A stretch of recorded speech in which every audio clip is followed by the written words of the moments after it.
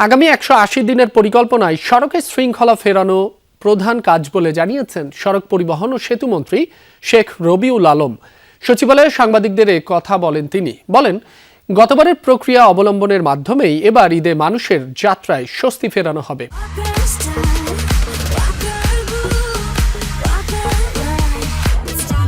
পাশাপাশি আরও কিছু করা যায় কিনা সে বিষয়েও কাজ করছে মন্ত্রণালয়। এ সময় তিনি বলেন, মেট্রো রেলের কাজ শুরু হয়েছে, তা দ্রুত গতিতে চলবে।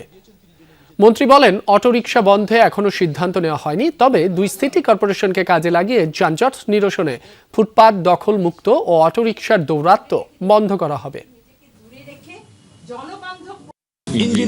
ইঞ্জিন আসলে বগি নেই, বগি আসলে ধরেন ইঞ্জিন নেই, এরকম একটা সমন্বয়। তো সেটাকে একটু কমপ্লিটলি করা।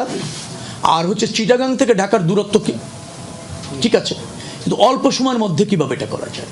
তারপর প্রথম শ্রেণী দ্বিতীয় শ্রেণীর যে সমস্ত টিকিট কেটে মানুষ যাত্রী সেবা পাচ্ছে না, সেইগুলি কিভাবে ম্যানেজ করা যায় সেগুলি প্রধানমন্ত্রী নিজে এগুলি বলেছেন। উনি রেলটার উপর খুব গুরুত্ব দিয়েছেন।